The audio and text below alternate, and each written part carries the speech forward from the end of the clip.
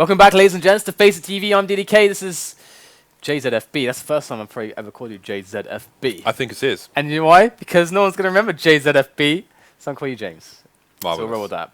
Okay, guys, we have map number 2, Overpass, coming up, and dAT are with their new lineup. This is their essentially their debut match, as far as I am aware. I'm pretty sure it has to be. Yes, it is. It's their debut match with their new lineup. Of course, they are sporting Markelov and Simple now, instead of Flamey and Adren. So Markelov and Simple in the mix. They are looking really... I mean, even if they look amazing, they look fun. They're fun to watch. This is the Baywatch lineup. This is the Baywatch lineup. They're looking beautiful right now. Which one is David Hasselhoff?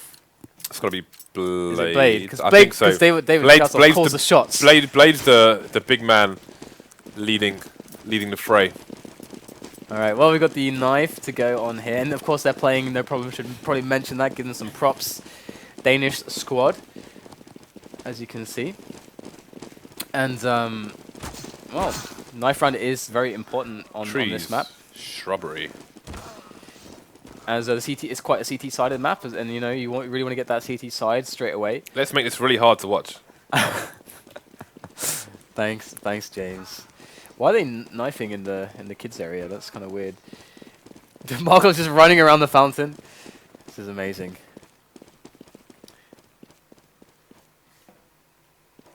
So, you know, this is how you play in a situation. Just stick together, make him engage you both at the same time. That's literally all I have to say about knife rounds. We've seen 2 1v4s here on FACEIT because people got impatient.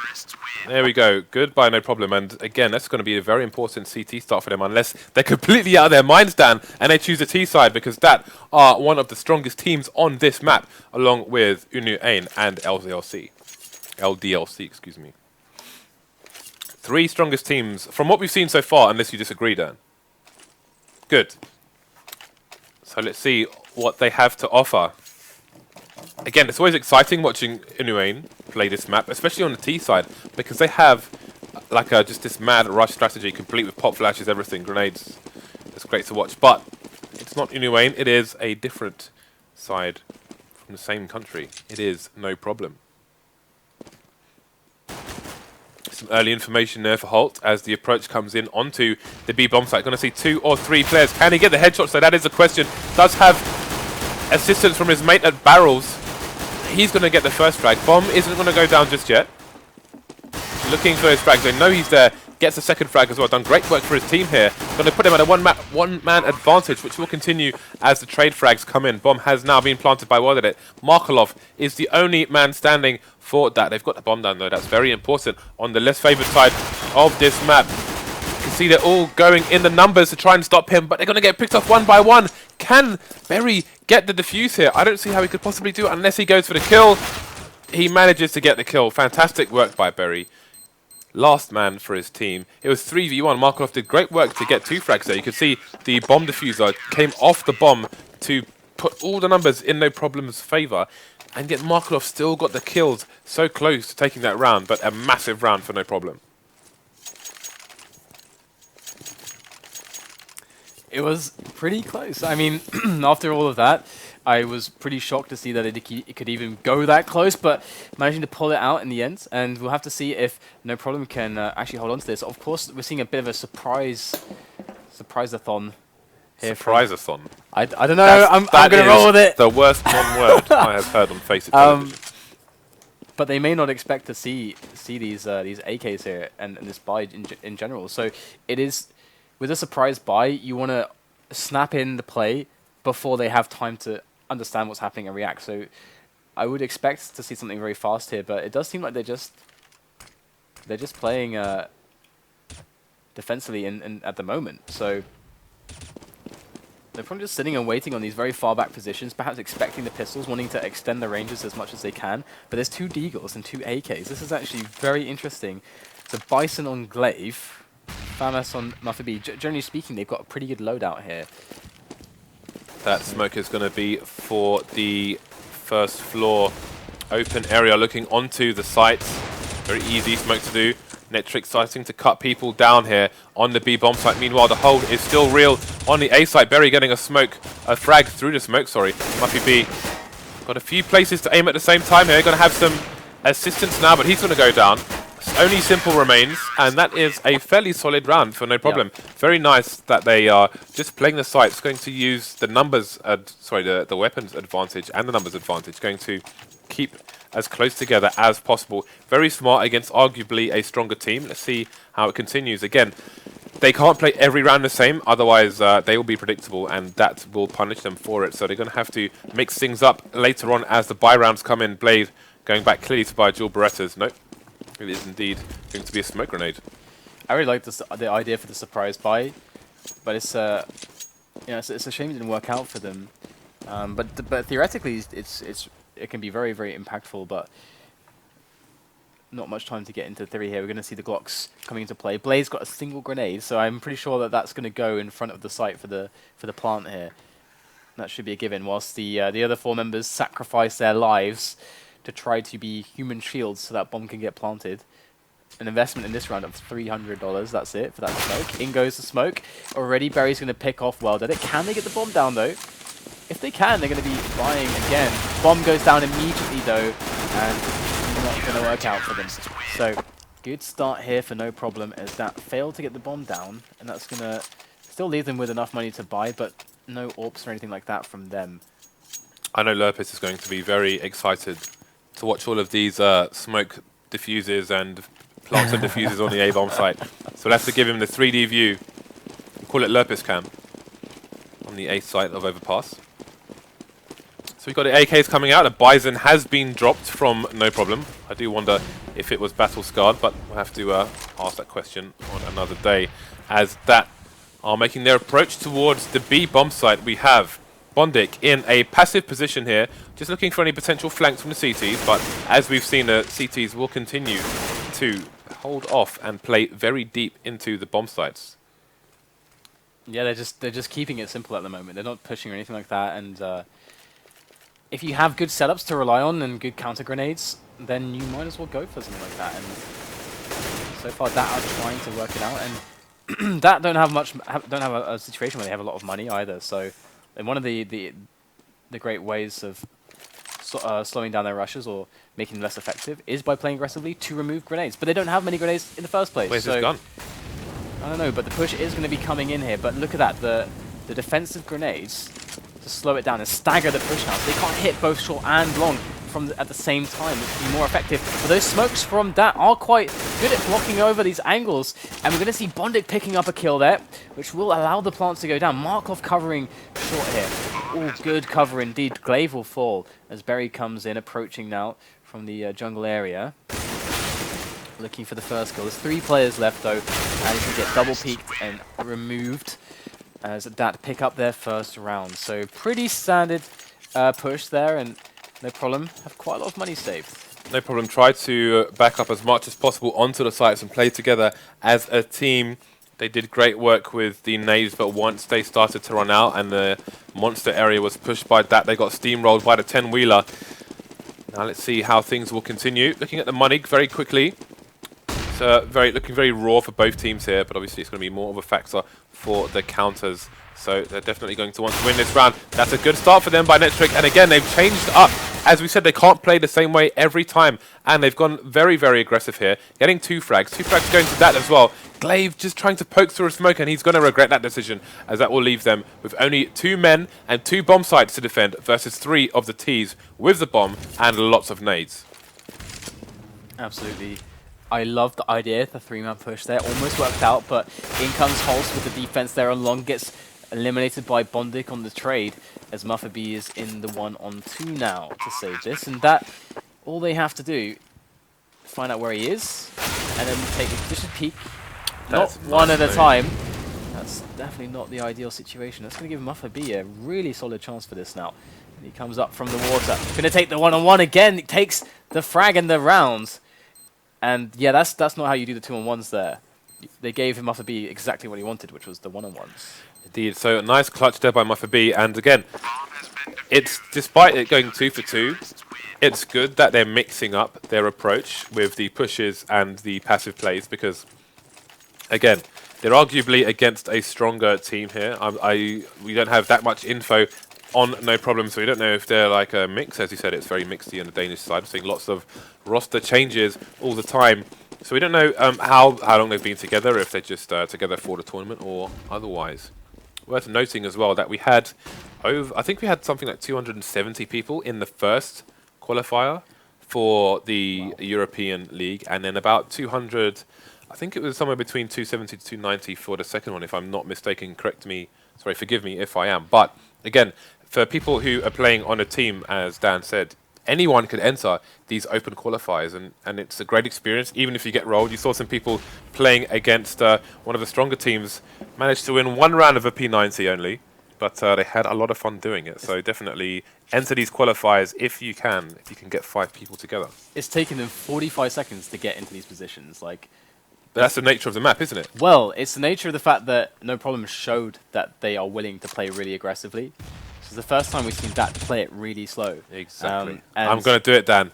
Oh no. I'm going to do it. God damn it. If WorldEdit throws, we are going to follow. That might be a good, actually, a good angle. No. GoTV says no, but I'm going back because I want it. Oh. Got second chance. You're playing with fire here. But those are flashes, so they explode in the air. It's fine. Either way, in comes the push, and we're seeing No Problem able to actually take up the kills, stop the bomb from going down, and unless dAT can do something drastic here, this round is looking not so strong for them. That bomb on the floor, still yet to pick it up. Glaive going to spot the head of WorldEdit and pop it clean off, and Simple will return with a frag with the AWP, and there's another one as well. Netrick now 1-on-2, and they're going to be on the angle. Look at that human shield. Simple trying to get out of the way. And there it is. Oh, he missed the shot. It looked right on him, but Netrick will get the kill. Picks up the AWP, and he's going to win the round with the defuse. So that, I feel like they've got 1 round, and that surprises me. It feels like they should have had 2 or 3, maybe even 4 rounds by now. NP winning these rounds by the skin of their teeth. The question is, how long can this go on for? Look at the money on their team. Berry has $3,500 going into this round after winning. So they're being kept short on the money, and it could be a matter of time until dAT break them. And then the question is, how many rounds can dAT win on the first half of this map? We are into round 7, so we're pretty much on the halfway mark. 2 successful jumps into the water. We've seen the shenanigans there on previous matches here at FACEIT. Glaive going to be looking extremely aggressively through Monster with that AWP, which that team are going to have to be wary about. Again, lots of presence on the upper side of this map. Nice full bang there by Netrick, perfectly timed. Just going to go straight into Markelov's jawline. Put him on the subs bench until next round. Trying to get this push going again, trying to get the bomb down, but it's just not going to happen. No Problem versus this, and I said it earlier, like Danish players and teams are like usually, every time I've seen them play, very good on overpass, and this is a strong start for them. Got the AWP on Glaive now, and the AWP on WorldEdit is coming into play also. So where is WorldEdit going to take this? Obviously, the T's are going to get the pick of where they want to go for the aggression here. And we're going to see No Problem going aggressive as well, in fact. And looking pretty interesting right now. The flash going over the top into the sewers area so that his teammates can be safer to open into that area. So we see initially No Problem pushing down into Party, pushing down the upper park as well, and now falling back. Now they've detected nothing. So settling into a more default setup. Going for the double stack there. Let's have a look at what he can see. Might be into the... Yeah, you can see directly into the balcony area. So not something you see that often, but you can see NP were expecting this boost earlier, as the person who was playing in that position was aiming straight over that wall, looking for the counter peek from the T's. That Molotov is going to go over to the barrel area. Very common spot to hold when you're expecting somebody to push Monster. And indeed, Blade is positioning himself to go through Monster now. Netrick, though, with a superior angle, going to take him down. Simple goes down as well. That's the bomb. That's going to be a full rotation from the CT, still with 5 players alive. 2 very low HP, but only 2 remaining here for the terrorist side. You can see Holst just shoulder peeking. Information has come now. Netrick's fallen to the AWP. Going to get 1 frag, 2 frags. That's a 4-man hold there for No Problem. And this is looking good so far. But again, there's still a lot of rounds to go in this first half, so they have to make sure that their holds are optimal, but they survive with 4 players alive as opposed to 1 in some previous rounds. So that's going to be very important for their economy, and it's going to be that back on the eco. But actually, there's only 1 Tech 9, so it could be a lot worse. So yeah, a few flashes here. So yeah, we're going to see the B rush coming in. Look at the positioning of the CTs as well. They're much more aggressive now on the upper side. This should get shut down really fast. You can see that they had to peek into the sewer area, picked up an easy opening, and now they know where all the keys are coming from. The grenades should come in, but caught with grenades in hands. That's going to be 3 frags very quickly there into a 2-on-2 situation there, which dAT are going to find themselves very happy in. That bomb down, gla1ve with a great shot onto Blade. That's going to afford an advantage now for no problem as they are a man up. And the bomb is down on the site. WorldEdit knows exactly what's up, though. Going to be looking for the peak. Here it is. Spots the player. Puts it all on the shot on the angle, and he will be disappointed. gla1ve with 2 timely AWP shots. Going to secure the round there for no problem. And something worth mentioning is that 2 AWPs coming out from dAT, but briefly I'll just mention that this is a new lineup for dAT. Blade or not, it's a new lineup. It's going to take them a while to work out how to play T-sides on a lot of maps. Yeah, I was going to say, where are, like, you know, dAT are a team that we very much respect for their T-side. But where is it right now? That is the question. Simple getting taken down straight away. WorldEdit now loitering in the park area. Running around with his knife out versus 2 players, but he's still going to shoot 1 in the head. At least as a trade frag for no problem. That could have been a complete disaster for them. Yeah, it was... I would say it's pretty close to a disaster regardless, but yeah, it's an awkward situation there. Blade picking up at one of the AWPs. Very expensive round for dAT with that double AWP purchase. They've got to try to turn this into something. Got Berry with the flash in the smoke there to allow him to try to get out of this awkward position, but bondik will punish him. That's exactly what they needed now. 50 seconds left, and the bomb is down, so they just have to play together on a push now. They should be able to have a numbers advantage. Yeah, but they have no idea where the bomb is. It could be around the corner on any of these maps. It's going to make them very, very nervous indeed. Blade taking down Holt, which is going to force the rotation potentially from gla1ve. Going to find Markelov though. Blade taking down netrick. Now it's a 2 versus 1. gla1ve is the last man standing, and he has the AWP versus 2 players. So it's going to make it difficult for him to take out 2 people. Trade frag is in the advantage of that now. Going for the wallbangs through that MDF, but no frags it for either side. gla1ve getting the first one, found his 1v1. Now it's gla1ve versus Blade. gla1ve just trying to jump peek, finds out where he is. Oh no! Amazing really play there by gla1ve. Quad kill, positioned himself a versus 2 in a situation he should not have been able to win. No, absolutely and eliminated both players to continue this fantastic streak on the CT side for the Danish team. No problem. 9, dAT 1. Man, that was ridiculous. Like, I was gonna say, because Blade with the 2 kills on the AWP, is this a team with like 4 potential AWPers? Because Blade was AWPing pretty well, and we all know Markelov can AWP as well. So, but yeah, very well done by gla1ve. Amazing save. That's 9-1. That's huge, and they're playing fairly, well, not super aggressive, but middle of the road there on toilets before falling back. And once again, dAT giving a lot of respect to no problem, and the fact that they might be playing a little bit aggressively on some positions. Spotting from Holst there into sewers, he'll see nothing thus far as dAT just worked to clean out all the map, all the positions as they progress towards A at the moment. And they've got a couple of Molotovs to play with. All the smokes. Looks like they're going to commit just to an A play here. But we've seen so far that no problem are very, very good at defending these A plays. And without the control of full control of connector, no problem could push a man from short for the flank very quickly if they would decide to do that. But they're staying defensive. Jeez, look at the aggressive positions from these Ts. But these smokes are indeed real. WorldEdit getting the first frag somehow through all of that madness. Let's have a look at the angle he is holding over here. Indeed, he has got a little gap, so if anyone tries to jump up, rotating from the B bomb site, he will find them. Seeing the second player, gla1ve, gets the third one as well. WorldEdit going into Deus Ex final boss mode as he starts to clean out the CTs. Finally, we should see a round going in favor of dAT. And despite it being 9-1, look at Holt's money. He's got $350. They can't even afford to even go for damage here. netrick with 3,000, so he's in a position to drop for a teammate if none of these 2 players die. Let's look at the rest of the money. On the CT side, you can see Berry, 5,000, gla1ve, 8.5, so not doing too shabby. And the same for dAT as well. Obviously, we're not winning so many rounds in a row. They've practically got no money either. Question is, can they get the momentum here and continue things? you can clearly see the problem here for that. I think it's quite clear that the issue for them is that they need to, the advantages they can take on the T side are only going to come from individual skill and picks in one-on-ones. And Netrick could have got that kill, but jumping made him die. And no problem, to finish the point, are just playing standard team play setups. It's kind of like your nuke, for example, or your Inferno. You can't just win a nuke or an Inferno match on the T side by just going for picks, because if teams decide that that's your advantage and play against it by never peeking you, then you've got to try to use strategy and team play to get into positions, set plays, nades. If that haven't run that yet in their practices, then that's a problem. And look at this, Holst going in from short there, does pick up a kill.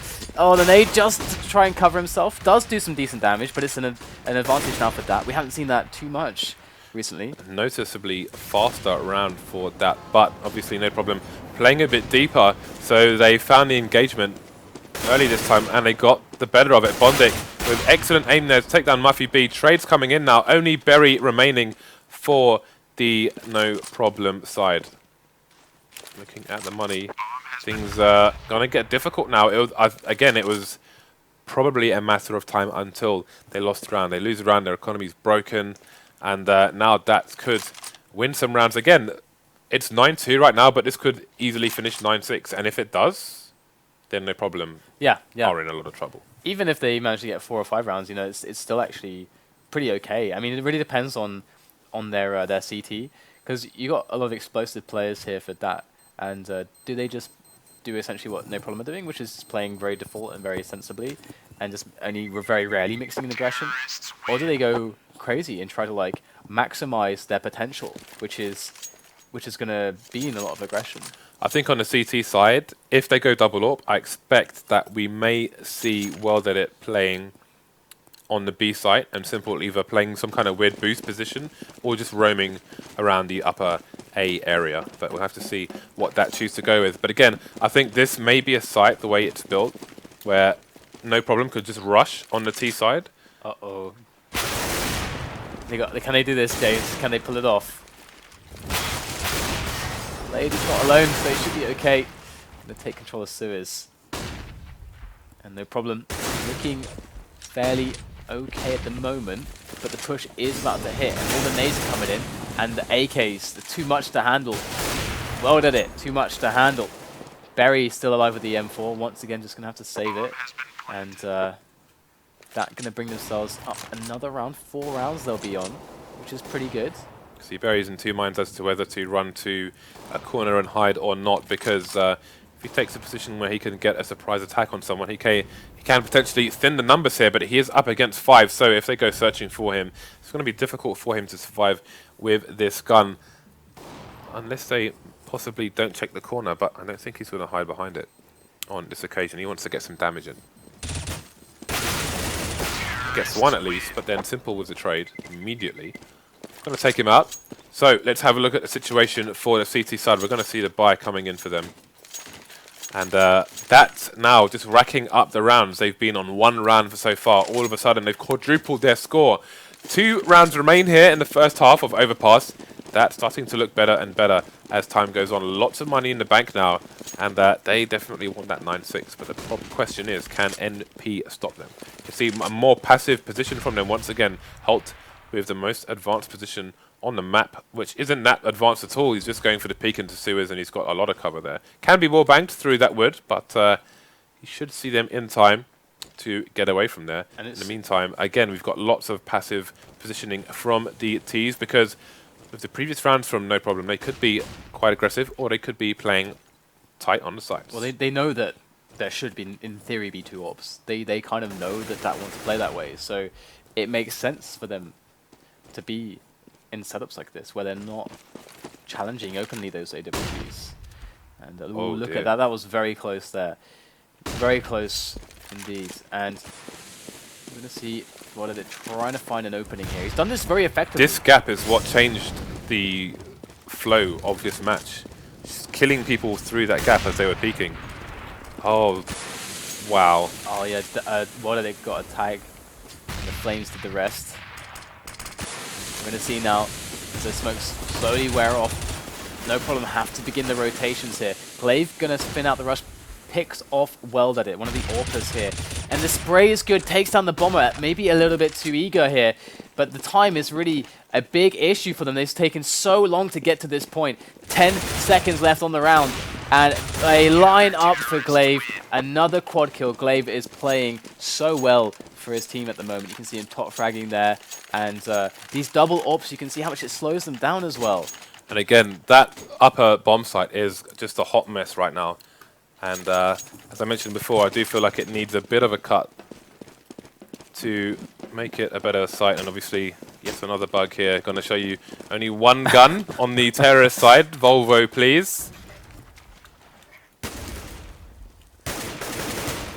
Very defensive once again, and we do have toilets occupied there by Berry, and we'll have to see if he's going to find something here, because there's quite a few players very close to Berry's position here in party. Berry might just get the drop on somebody. There is the peek, he spots the player, doesn't connect, and that's quite huge. They have to sprint back onto the bomb site now, and that, with that early advantage, should be able to actually take this round. In theory, that should be enough of an edge, but it all depends on how they try to exploit that edge.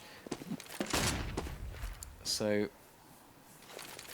right now they're spread around all over the place, and the bomb is down towards T-spawn, so we're going to have bondik go collect that. And some pressure put on the A site here. That's going to actually force a rotation for an extra player. I think this is a plan here. You can see that 3 players are going to be able to split onto B as all the nades come in. WorldEdit is tasked with keeping 3 players on the A site by himself. One is starting to drift away, but WorldEdit still has the attention of the majority as the push needs to come in onto B. Here goes bondik with the bomb. First man. It's going to be spotted, and they're going to know. This is still looking good, though. In goes WorldEdit. He just jumps in to try to keep their attention, and he may have done enough here, but the kills are coming so quickly here for all the Danes. bondik will get the bomb planted, but it is a 2-on-3. Simple and bondik against muffeb, Holst, and wlav. As bondik creeps into the clear water. That smoke's going to go away though. What a flick there from bondik. He gets the spray on the second player, and now it's wlav alone with the AWP. He's done it before, but Simple is there to put an end to his shenanigans as we have a 10-5 first half. That was crazy sick. That was pretty good. That was so fast on the flick. Very, very good. Saved the round there.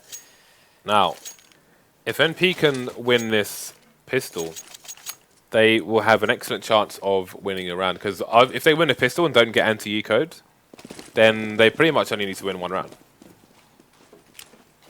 They will be on 13, but they just need to win 1 round to break the CTs. Oh, look at that, Dan. You live for that. You blame Valve, but yet you keep tempting fate. Oh dear, that's even worse. James. God damn it, James. You did it, didn't you? You tried to like get the third-person view where there's no camera for it, and the game crashes on you. I can't help. Hey, I'm like the best QA tester ever, man. I just break everything. You know, we did this in Milan. Do you remember? I know we did. Do you remember we did this on Overpass? It was a very delirious situation. It was, but we've been there. We should learn from our mistakes. Hey guys, I bet you weren't expecting to see us now. We're just reconnecting into the game. I'm just gonna say that like. It's a really important round as well. It's a pistol round. I'm just saying. Just saying. No, it's not. Good job, man. You're welcome. All right. Well, keeping it interesting here. But question. If NP win the pistol, do they win the match? No. Why not? Because the match is only won when they hit 16, and they won't hit 16 if they win the pistol, James. They'll have an advantage going into the match. Well, it looks like that's won the pistol. Yep. So there's your answer. Okay. All right. Mega important rounds. CS:GO crashes. We could make a top 5 video of just problems in the game. Getting stuck on smoke grenades, client crashing, not showing the weapons on the terrors. I'm sure there are 2 more we could find. But it is going to be NP on that eco. They've gone for the force buy as well. Only 1 Tech 9 on muffeb. I wonder if they know how to do this A stuff better than dAT did, because dAT we could see they tried it so many times. When you say A, did you say A stuff? Yeah, the A stuff, because they're going towards A. They got pistols. What does A stuff mean? What does that mean? You know, smoking it up. Stuff toys. You know, Lurpus cam, just smoking it up, planting in the smoke. Shall we prepare for Lucas? How many smokes do they got? Okay. They've got a bunch of smokes. They got They got Tech 9. I'm going full Lurpus cam right now. I mean, this is That's his favourite round. About to be played out here. We've got the counter smokes coming in for the CTs, and here come the smokes for the Ts. Even Lurpus cam is smoked off right now. We can't see anything. Alright, but this looks pretty good right now for No Problem as they're marching in. Not really concerning themselves too much an issue with the bomb plant, as you should, trying to get those kills. But the smoke's actually leaving a fair portion of the site open. In fact, the angle towards bank was open. And Barry, you can see him charging down the stairs there, tumbling into those CT players, barreling them down. bondik is alone here with that FAMAS. Does pick up the kill onto Barry. So 1-on-1 now as Netrick's got a timeout. Oh, that is... And Holst is left, but this is good for him.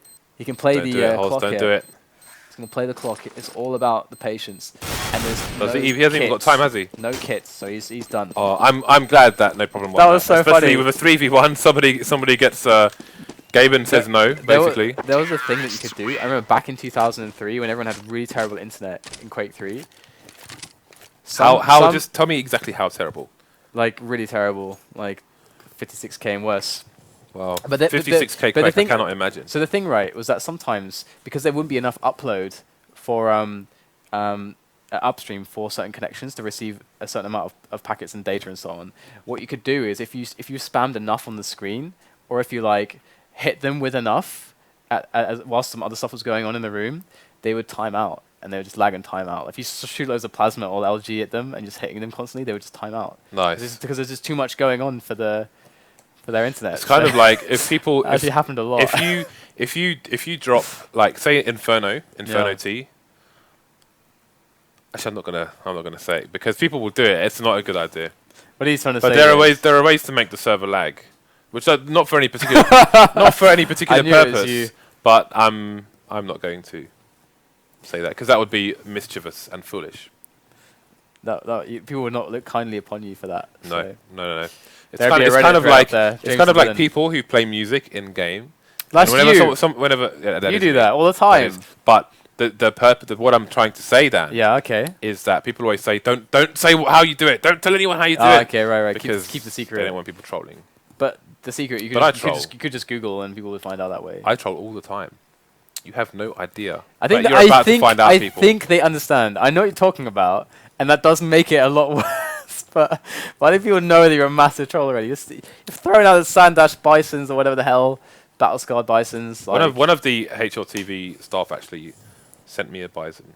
Really, which one? He said, man, I got this cool drop in the game, and I instantly thought of you. I was like, Dragon Law?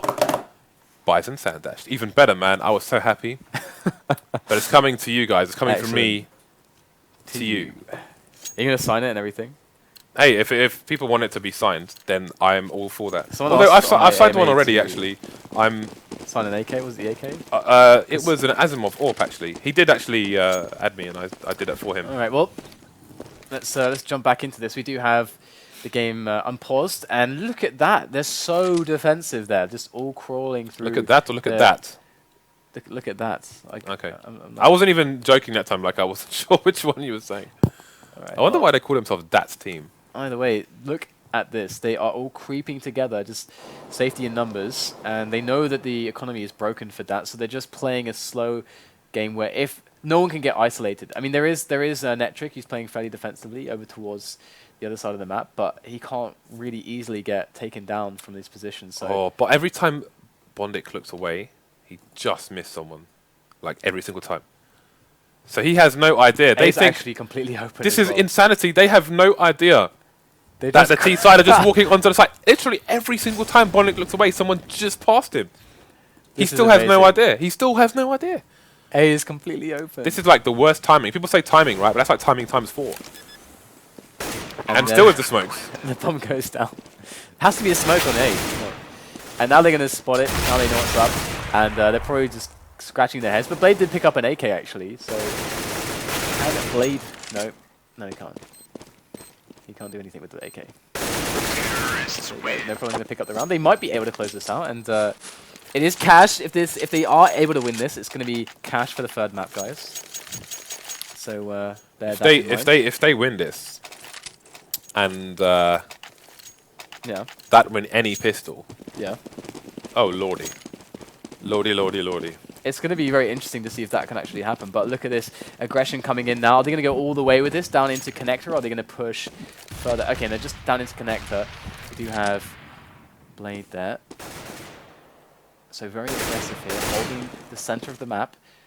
Blade can also hear a lot there, so he can, if they are pushing, oh my goodness, Simple going down immediately. They're probably working their way into the toilets, but there's a good defense here. bondik edging. Edging gonna go for the peek, and he does catch Glaive off guard. Perfectly done. Holst, I think he just made the step in time, and bondik did hear it, but Holst was more than ready for that. So 3-on-3 now. And dAT can't do anything but just sit back onto the sites.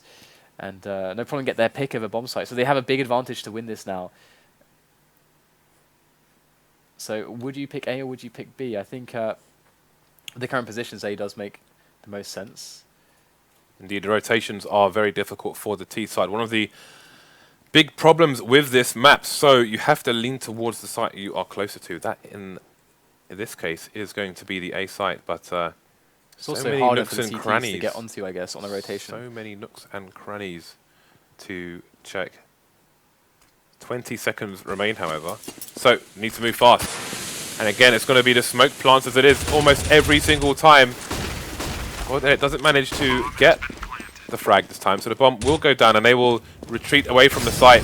And he's just going to go straight in and go for the frag here. But he's having to let go of it as they did hear the defuse attempt. Flames going to take down Markelov, and it's going to be Blade remaining here for that team. Looks like he is going to go for a save. So, looks like NP are indeed going to be on that 13th round, and not much money on that side to speak of. Let's have a look at how much they get from the end of this round. Oh, that's save denied. Alright, so dAT's struggling a lot, not getting the start that they needed. And the money's looking starting to look better and better here for no problem, especially after, this should in theory be clean, and after this, it's going to look really good for them. And there is the sewer smoke. There it is. Perfect. James, are we stuck on the smoke? No. I think we're stuck on the smoke, James. I don't know what you're talking about. Either way, it was an aggressive push there towards Party, and we are going to see that. No problem with their very tentative kind of counter-eco approach. Are going to be able to pick up the kills here, losing nobody so far. So perfectly responded to by no problem, as dAT are trawling through the map at the moment, looking for any kind of cool engagements that they can find. Look how far back no problem is still playing. Spray down there from muffeb, and there it is. They finished all of them off, and they're 2 rounds away now from winning Overpass. And this was a really, really good map to find dAT on. It's quite clear that they struggled a lot on the T half, but now seriousness. The thing is, double orb. dAT could still entirely win every single round now. Yeah, of course, definitely. That's completely doable here on this map. And Simple's going to go for that aggressive play. He's going to jump up into the party area. He will. And he does get flashed and WorldEdit's up there as well. They are going. Simple might get pushed here by Glaive. He is thinking about it, but just holding the area, it would seem. And Blade with an excellent angle there from below in sewers.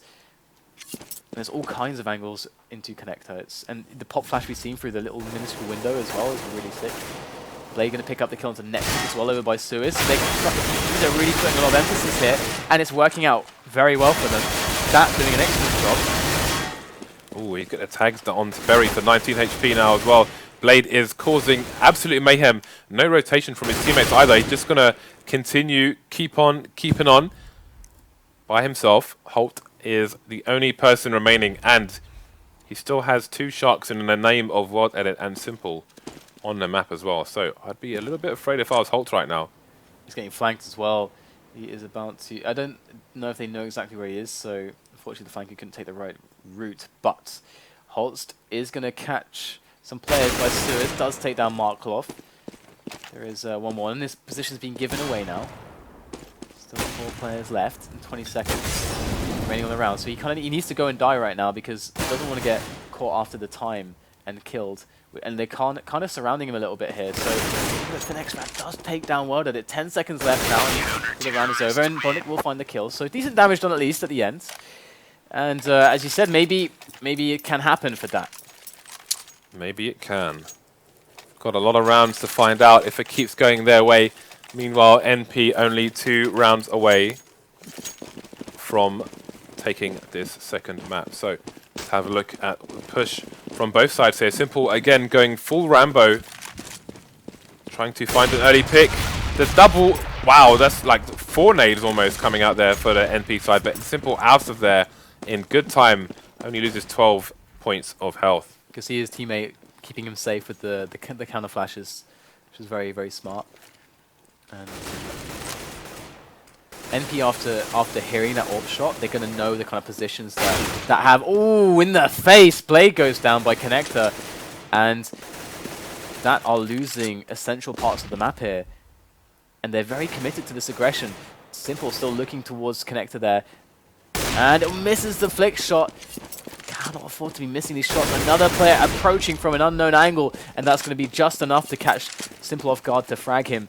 And now it's 2-on-4. And we do have a flank coming in, but muffeb turns right at the perfect moment to get the kill. And it's as if nothing can go right here for dAT on overpass. It really feels like nothing they do is really working out for them.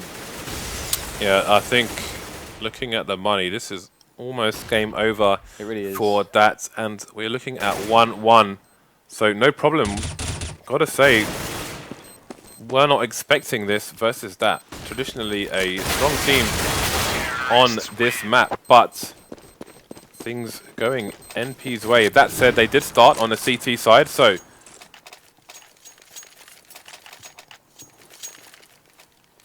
let's see if they can bring things over the line here versus the force buy of dAT. Only 2 rifles to be seen on the CT side here, 2 CZs. And Simple is rolling with next to nothing here. He has armor and not a whole lot else. So you go pre-nades there from WorldEdit. And this is going to be really hard for dAT with this kind of a buy. And once again, no problem. Taking it very slow. Very, very slow. We have netrick, who's just looking to catch anybody pushing long on B.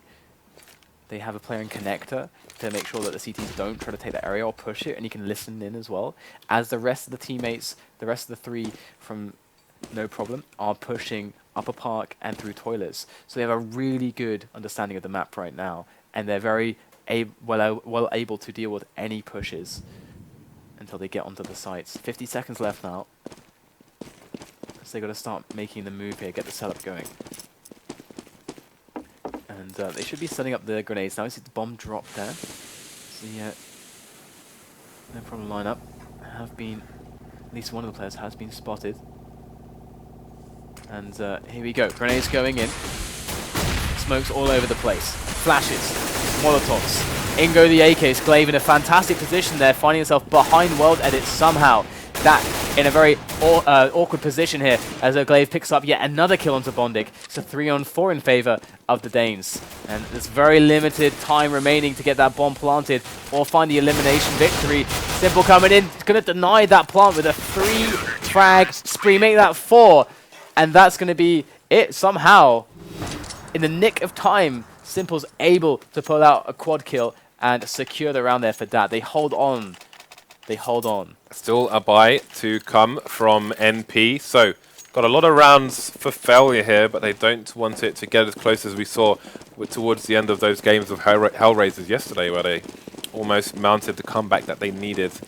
Gonna go for a straight rush here. Back to same as last game. And I did expect at some point we'd see a straight rush from NP, because I think it makes sense versus a technically, well, expected superior team here. So this may be what takes them over the line, but the frags and flashes are coming out for dAT right now. 2-man disadvantage for NP, make that 4 as only Glaive remains. He goes down as well. No bomb plant for the T's, and now their money looking a bit tight. May see Tech 9 train. Maybe not. Some of them are around, well, you can see Glaive and Berry around 2,000. They're not going to want to go lower than that. So a few pistols here and there. muffeb with a Deeg and a Holt with a P250. So only one of the next 6 rounds is required for No Problem, whereas 5 sorry, 6 of the next 6 rounds are required for dAT. They cannot put a foot wrong, and no problem have a lot of freedom.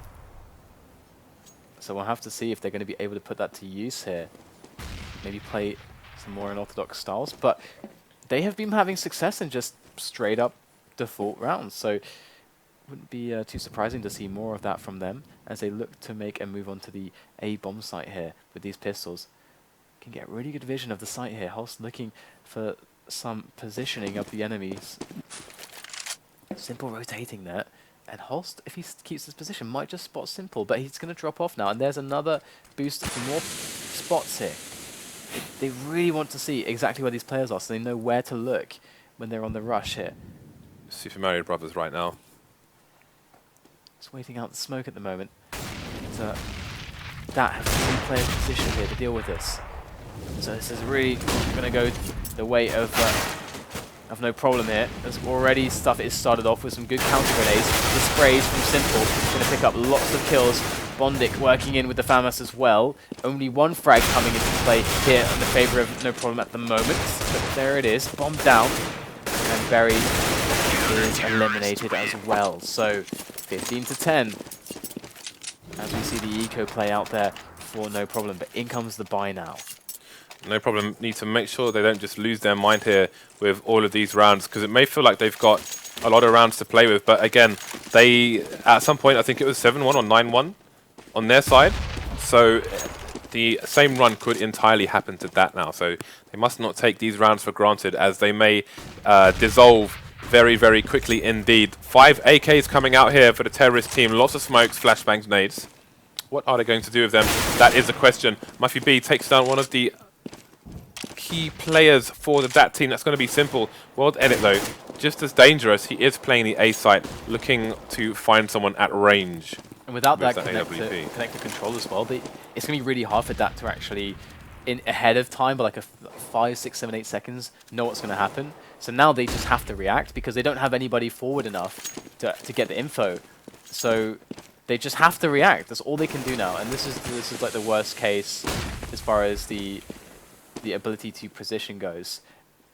So no problem with that frag onto Simple, not only removing essentially the star player of dAT, but also finding themselves an advantage on the push. Here they go. Grenades going in, and rotation is starting. WorldEdit picking up 1 blade as well, but as they make their way forwards, they are picking up some kills and getting the position on the bomb site. It's a 3-on-2. Bomb goes down. Clock has been started on the CTs as they fall back to the toilets, and this is where things get really dangerous. Look at this potential crossfire here. As there are 3 CTs looking at these angles here. They're just waiting for the peak. Oh, there's T's there. Lots of flashbangs coming in. Let's see if the CT's going to advance and try and get these frags. In fact, they will, and they will survive with 2 people and get that defuse with just a few seconds remaining, which is going to bring them 1 round closer to taking this to overtime. Again, the opportunity is closing for NP. They need to close themselves and take this to a 3rd map. If they lose this round, it's 13-12. They eco 15-12, 15-13 until they get their next buy round. So, got to be careful, very careful. And we've got 2 Ts going down connector at the moment, just trying to secure this area. Simple down by the toilets with WorldEdit. Looking to see what they can accomplish here. Look at that connector presence. It's bursting out, trying to take over toilets here, going in fast. Simple going to be getting an opening kill, but it is traded upon by Berry. So 4-on-4, and this could be problematic. WorldEdit's very close. He hasn't been spotted, and they are going to have to deal with him very soon. He's behind them with the AWP, pulls out the CZ. Going to be looking for the spray. It won't happen. And that's only 1 frag from him. Very lacking on the health are Netrick and Berry for no problem. But at least it's a 3-on-3 for them. And they've got 55 seconds left to play with. So they have a lot of options to commit to A or to try to switch things up, go for B. But whatever they do, should have a numbers advantage here. They still have 2 smokes and a Molotov, so they can force the issue here, and indeed they will on the A bomb site. Let's see if they go for the plant or try to bait a reaction. Indeed, they're going for the plant. Netrick going to get the bomb down amongst all this gunfire as well. Can he get out in time? no, he just gets sprayed at the end there. So it's going to be a 2 versus 3. bondik going for the fake this time, trying to draw out the T's as the counter flashes come in. Try and make the T's more desperate, but the spray down through the smoke is going to come and take out bondik. 1 versus 2 now. And yet again, that do it with 2 people surviving. Now it's 15-2. Look at the money. They've got the plant though, so they're going to have a bit of extra money, but it's still looking very, very dire. They can go for it again because they keep... the money update was a bit laggy there actually. Yeah, but they've lost so many in a row now. This is ridiculous. This is why it's so dangerous, these A plays, because the bomb plant is somewhat guaranteed on these full buys, and so then that means that they get the $800 guarantees, and then the pressure comes again and again, and you can see how low the money is for that. Despite winning like ridiculously large amounts of rounds in a row, their money sucks because they keep getting like so many people keep dying. And connector sewers taken over here. We haven't seen this for a little bit. No problem. Have largely been going A play after A play. They really felt like they could barrel it down, but now we can see a much different approach to the round. The bomb is actually lurking around the B long area, around Monster. Oh my god, simple. Very nice indeed. Going to catch the head of netrick as he was jumping for the spot. And these frags are so important before the rushes actually get going. It's one of the reasons why this map is a little bit CT-sided, well, quite CT-sided. All these jump spots are very effective. So now they've lost control of, or rather they've lost a player in the sewers area. They're looking to go for this distraction on A to make this push on B work with the bomb. Simple's going to take down very, very quickly. To sell this, they really need to get a frag, but Simple immediately annihilates 2 players. Markelov still on his position at barrels. This is essentially the perfect position to deal with this kind of a push. You can see they takes the flash, gets the peek on the player from short. Now he can deal with the next one who wants to plant the bomb. It is handled so well by Markelov. Bomb will go down for Glaive, somehow in the midst of the smoke. But still, dAT are all over this, hunting him down. And there it is, faced by 2 players at once. And we're going to see another one go to dAT as they close in on just 2 now, just 2 more. So then, another buy can come out for no problem. Buy after buy after buy.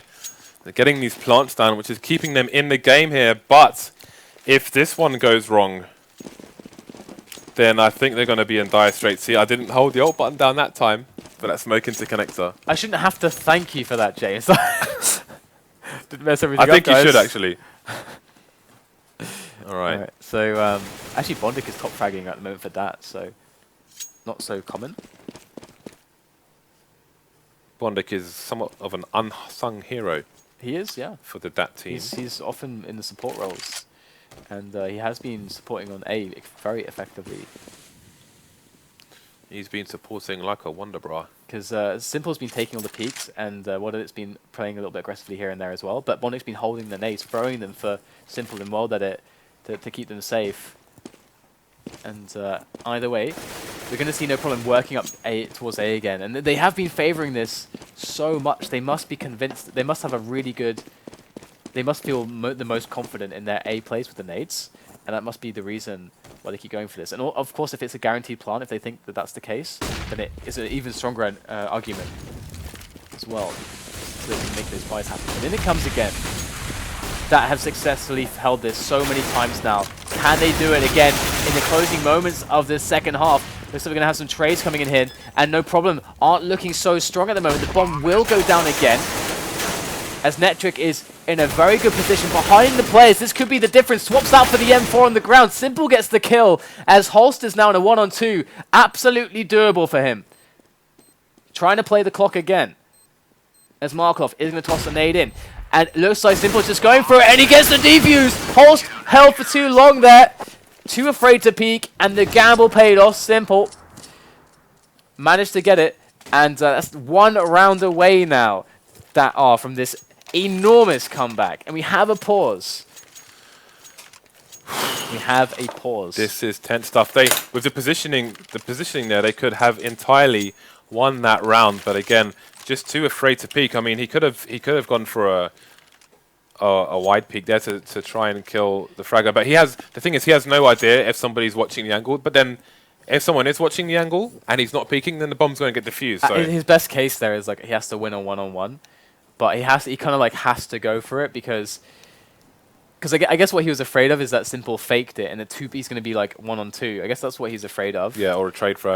And so that's so yeah. I mean, I suppose it's a gamble either way. Yeah, it is. Yeah, it's easier for us to say with vision of everything, but that's why when you have these spots where people just go for the hold, it's always much more ambiguous what can happen because they still have time to come off and try to like go for other plays. Whereas if you get to the spot where the bomb is so far ticked, then they get forced to have to go for the hold. And then as a T, you can more effectively guess what's going to happen. Yep. And so by just going for the hold straight away, that forces like a really hard. It's the meta game of diffusing, isn't it? Are they diffusing or are they not diffusing? So can't really criticize for the decisions made there. But I mean, he should lose. He should lose that spot. I mean, he should 1-on-2. You should lose it. But absolutely. But most of the time. I mean, they've been so close for so long. But again, this is the nature of the map, guys. It's even to get one round on overpass on the T side is extremely difficult. Very difficult indeed. I mean, you can see that no problem. They've been going for A. I don't know if I've seen them have a successful round on B. They just hit A so many times. It just has to be that they, we were talking about how this team is probably not being established for more than maybe even a couple of weeks potentially. It's probably quite possible that like, well, the best nades we know are for A. So why would we go for a site which we have a worse setup on? So it's much better to just hit A again repeatedly and just hope for that one success, I suppose. So it's interesting. How do you feel about the A bomb site? Because again, it is a new map, so we have to bear in mind that there may be some development to be had here in terms of strategy. Of course, because for me, I feel like almost every approach we see to the A site is basically unintelligent. Okay, let's smoke and plant the bomb in the smoke. And then they re-smoke. Well, first the CT smoke to stop you from taking the site.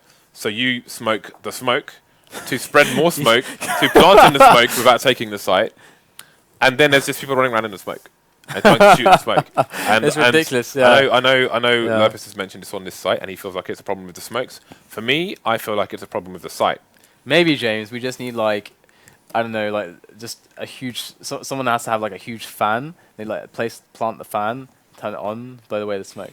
Maybe we just need more ridiculous gameplay mechanics. Maybe. Yes, let's introduce fan drops to Counter-Strike. I mean, hey, you can jump, these jumping scouts, I mean, come on. Jumping scouts, okay. And is it really more ridiculous than that? That is a fair question. I know. Right? I know, right? But that's what, okay.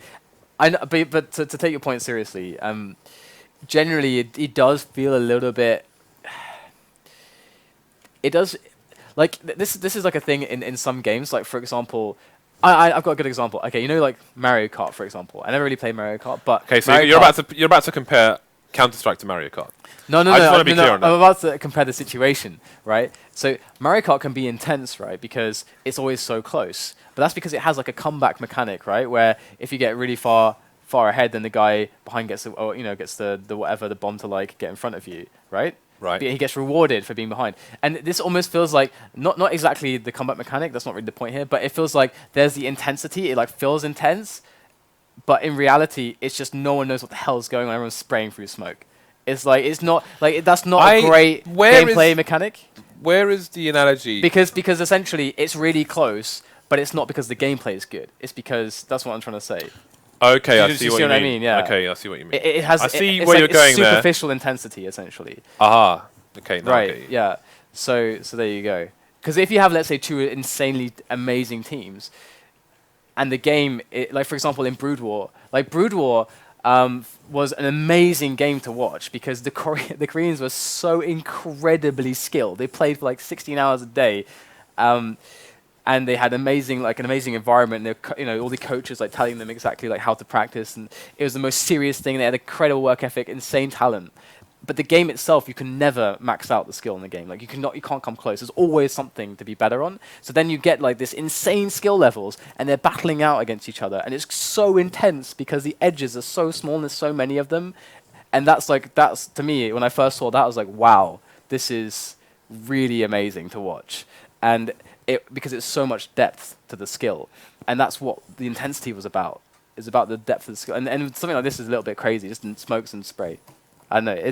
There is skill. It I'm is, not trying to say it's unintelligent, isn't it? yeah, I'm not trying to say there's skill, but it's like. But it's not the fault of the players. No. I don't feel like. I mean, Yeah. you could argue maybe it is because the tactics aren't that developed. But I feel like there are too many just straight up right angles, and because it's very easy to land funnel, the isn't it? smokes, It's a funnel. It's a funnel on A and it's a funnel on B. Yeah, and you can always throw the smokes like really safely as well. Like once the T's have that outside area, I mean, you're not gonna want to try to push them as the TTs there because they can be in like 3 or 4 different spots. So it's like very unfavorable. So you can't even deny the area that makes it easy for them to throw the smokes in. So I don't know. Like it's very easy to throw the smokes. I'm not saying that it's a bad map or anything. I actually think Overpass is a really cool map. I really like it, but I would like some changes as well. I mean, you suggested something on the A bomb site. Like Yeah, you if you switch to the camera, then you can see. Switch to the game, then you can see what my idea is. I've drawn it on the side here because I think it's easier than drawing it on the map. But basically, I feel like this big square. If I just remove the map for a second, I feel like that big square. I don't know what purpose this serves because again, all the bomb plants we're seeing are in that corner where you can see it's outlined for the bomb. The problem is that it's like just an open area there with no levels at all or anything. Yeah, one issue. If you remove it. One issue. Excuse me for a second. One issue is if you cut this site in half, then you have a boost angle from the long area where you can see straight into the site. So there may be some consideration needed with regards to that, and you may want to move Optimus so he's facing this way, as opposed to that way. To adjust for that, but yeah, if you cut that off, like you can boost on this place here and look onto the site. You can stack 2 people here if you wanted to and look straight onto the site. So if you cut this open, then that makes that angle a bit OP. But then maybe you can change that as well. Yeah, I think there's definitely experimentation to be done. But I do agree that like I like the map, but if I wanted to change something, I would actually look at this bomb site because the bomb site takes a little bit nuts. They're not like. I don't know. Well, they're not really takes, are they? That's the thing. People aren't taking the bomb site. They're just smoking off this choke point and planting the bomb somewhere between here and here. And then they're just backing off because they can't take the site. There's always going to be smokes down here. So if they push the smokes, it's a free kill for the CTs. And vice versa with the CTs trying to stop the Ts. Unless there's been a few situations where the smoke has had a little gap in this area. So a CT in this position can shoot the T who's passing to plant the bomb in that area. Right. So it's just doesn't really work as far as I'm concerned. Yeah, no, I definitely agree. There should be some work on this, but it is a new map, so it won't go anywhere unless people express their opinions. Obviously, I guess Lapis' change would be just fix smokes. I think he wanted the smokes to be less effective. Yeah, and the flashes to be better. I think it was. That has a humongous impact on the game. Yeah, that's a really that changes a lot for sure. Either way, we're back into the match now. It's been unpaused, and of course, as you guys can see, No Problem are 1 round away from actually forcing this to cash. What is the decider? I wasn't sure what bondik was actually doing there with his jumping because he couldn't. It wasn't giving him much vision of anything that early into the round. But never mind. We might see another A-take because that's pretty much been all No Problem have been doing on the T side. The good thing is this short break while somebody was restarting their router has allowed them, hopefully, to have a discussion as to how they can make this work, because this is last chance saloon here. That nade isn't going to do any damage to anyone, and I'm not even going to try and hold ult in this last round of normal time. And you can see there's a more aggressive smoke there from the CTs to force the Ts to push through the smoke to try and get this plant, but they'll still get the first frag here as we have loads of nades coming out for both sides. I have no idea what's going on right now in terms of these smokes, but much more aggressive smokes from the Ts, which is going to give them map control of the bomb site itself. But let's see, they're still holding outside the site for the time being.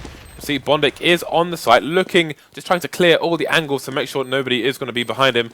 And now his teammates will start to advance. Still has a few nades remaining to disperse, mainly flashbangs. bondik going to go for the fake, and the Ts are all over the top. Time is running out though. bondik pretty much has to hold now. It's going to be down to Holt, and he can't get the frags in time. We are going into overtime. How many in a row was that from dAT? All too many. I think it was like 7 or 8 in a row from dAT.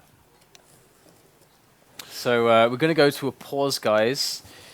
Has been an unfortunate incidence of DDoS. Yeah, and I believe one of the players is receiving a bit of DDoS here. So I think we may have a short break before we resume this match. in overtime 1. Again, it's going to be MR5 16k, which means 5 rounds aside, starting with 16k. All right, guys, we'll be back right after this break.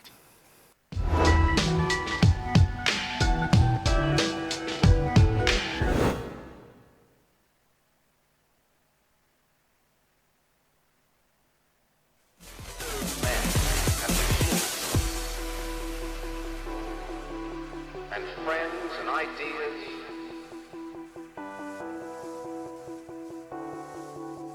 and philosophy and spirit.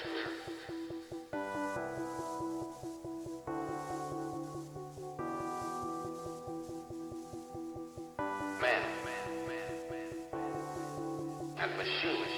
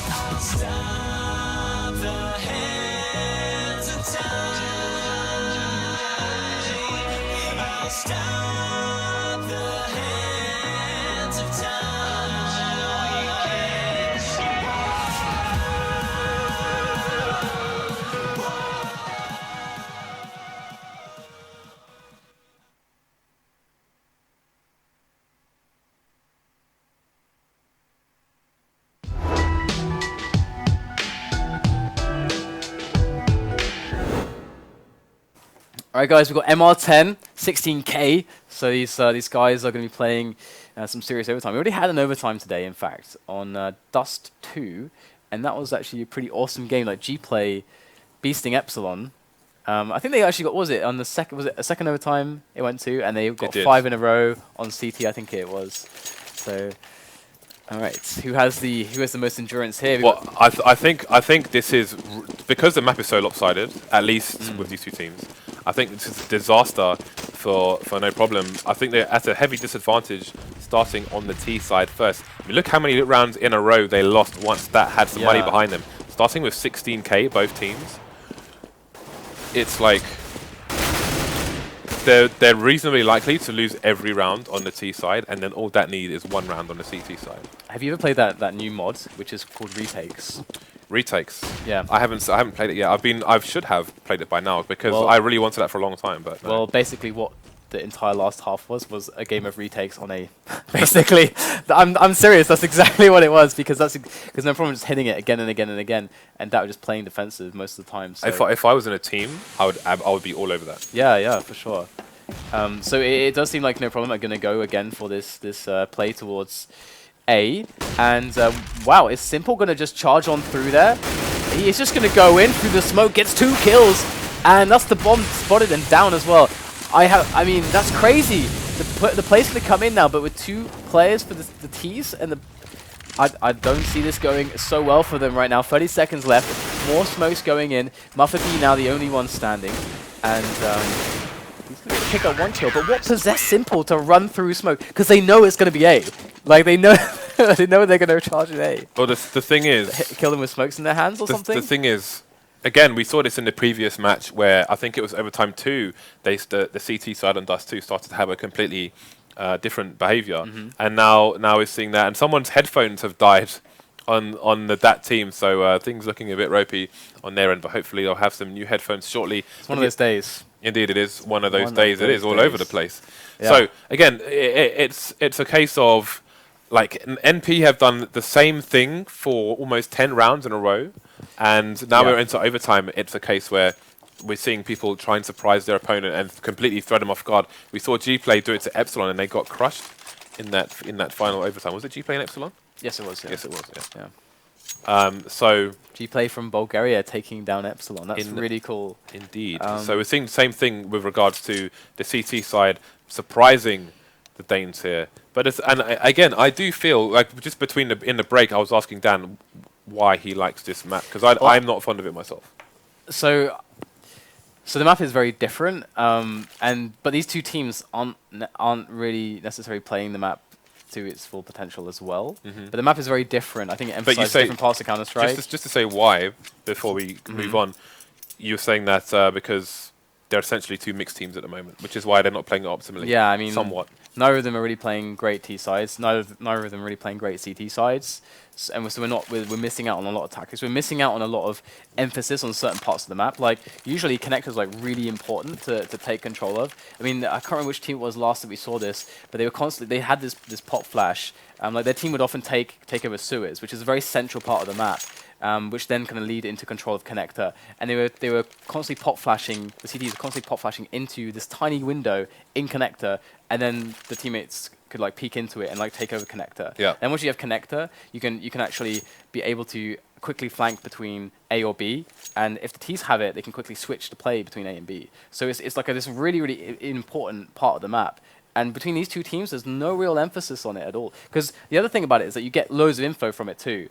So it's really important, but we're not really seeing these teams put much emphasis there. Sometimes there's a player or two there, but there's not much emphasis there. We're not seeing many B set plays. Do you remember when we saw the old dAT where they had all these running nades going into the B plays, and they were all like perfect nades for all the positions? I think Inuane was the running nades. Both of those teams can do that. We're doing that stuff. Yeah, but the point you're making is they had their set plays and their drills with each player having their roles, because but now with a new lineup, which is, I don't even know if it's a week old. Yeah. Obviously that's going to be missing, and with at least 7 maps to do these drills on, obviously it might be a little while before they get back up to scratch. And they also, like, these teams also knew how to push up apart correctly. That seemed very uncomfortable on pushing the A side of the map. They're kind of pushing, but it doesn't really, the positioning doesn't seem super spot on. And so there's lots of bits here and there that aren't really going so well. And it's a bit of a battle of aim. We're seeing Glaive now pick up a kill onto WorldEdit. And there's 2 players left on that side, for the A part of the map, over by the upper park area, Simple in the toilets. Barry's going to get nailed by him. Now the position is given away and the trade comes in. This is very unfavorable, of course, for dAT, who might lose their first CT round in quite some time. This might sound crazy, but winning 1 round on T could potentially win them the match. It's possible, yeah. It is very possible. So in come the grenades that we're used to seeing on the I wonder what's going to happen now. In fact, it's going to be a rotation. Oh my god! Oh! We've got meter game as well, they say. But Markelov still has not rotated away from the B site. But again, 2 people versus 4, they are stretched. But if one of these 2 players can get 2 frags in quick succession, they could still win this round. It's absolutely possible. But netrick's going to get a free bomb pressure there, really. Markelov trying to get the peaks, but largely denied. And I think it's trying to boost. Yeah, they're going to look at that. netrick knows. Excellent stuff. And even getting wallbanged there. So they're probably going to pick up a T round. First time in why couldn't they? Like, they're probably thinking, why couldn't we do that about like 8 rounds ago, guys? Why couldn't we try and push B? just once, guys. But again, no problem. Could have just won the map with that single round. They could have just won the map. So Glaive is going to pick up the AWP, and yeah, he's going towards B long, it would seem. And this is a common spot for Opus to try to get the pick, because you can get the counter timing from the CTs, who also can get a pick angle on that, or pick timing on that area. But it looks like that's not going to be the case. We haven't seen much emphasis there. Both Opus usually going on the A side early on, WorldEdit and Simple. So that also is very unusual. We're seeing so much more aggression from the CT side than we saw in previous rounds. They are taking up a lot of map possession right now. No problem, are kind of stuck in the bottom third of the map. This is really interesting because it's going to burn a lot of time as well, not just in this round, but in future rounds. Even if they play completely passively, bondik going to take down Berry in the back of the head, going to get a peek onto netrick as well. Shooting down to 16 HP. netrick is carrying the bomb now, so he needs to be very, very careful because if he loses the bomb here, that could be the round. This is a very good, effective use of these forward positions here now, finally from dAT. It's been a while since they really, truly capitalized on this, but they're picking up some great kills. And 40 seconds left for netrick and Glaive to find a remedy for this problem. However, bondik is going to secure another frag. And yeah, that's Glaive now with no bomb and no chance to win this one, no time. So perhaps he can just keep himself alive here with this AWP. And there's the player spotted, and Glaive actually going to miss that shot. He's been pretty on point with the AWP. In fact, he's saved no problem in some very key rounds, very key situations with the AWP. And trying to keep himself alive with the smoke. In they come, though. 5 seconds to stay alive now. And they just, look at that, just trying to bait him out for a shot. Look at the spamming through the smoke. Oh, actually going to survive. How did he manage to survive that? That was comedy right there. That was awesome. That was some Benny Hill business. Yeah, so I mean, when we're thinking about AWPers on the CT side, you know, for example, LDLC, usually they have, you know, Smiths on the A side and Happy on the B long area. That's very common, and they do so much good work there. We've never seen that from WorldEdit or Simple. They're both on A almost always with their AWPs. Actually on short, in fact, so mixing it up here with the rifle. Yeah, and Simple just coming in the rear if needed, and that's going to give them control of the sewer area. Going to smoke off the tunnel for a while so we can see bunched up terrors just loitering, and he's going to take a risk and go through the smoke there. Doesn't get a pick onto Markelov though, going to duck in time, get a flashbang out as well. Holt's going to look away, got back up in the teammate who is flashed at the moment. Markelov has to hold here. The Molotov has come down, but he manages to get out of it in time. Gets both frags as well. This is an excellent hold here by Markelov. The cavalry is coming as well. 2 left in the sewer. Markelov finally goes down. 2 versus 3. Muff B on 34 HP has got the bomb. Lots of time on the clock for the T's to try and work something out here. Let's have a look at the quick positionings of the CT side. And WorldEdit has had a network problem, but fortunately his team will still win the round. So that could have been another disaster. Well, again, we saw a disconnect from a no problem member much earlier on in the round. Yeah, they still managed to win it. And bondik's been really beasting so far. I mean, look at that, 35 frags there. And again, he's not really typically the guy that makes the most kills. And I think that does tell you a lot also, because in theory that shouldn't change all that much, because bondik usually is more of a support role. And so that probably means that the way that Simple and WorldEdit have been playing, who should be the main fraggers here for the team, that something's probably wrong there, that something's not right.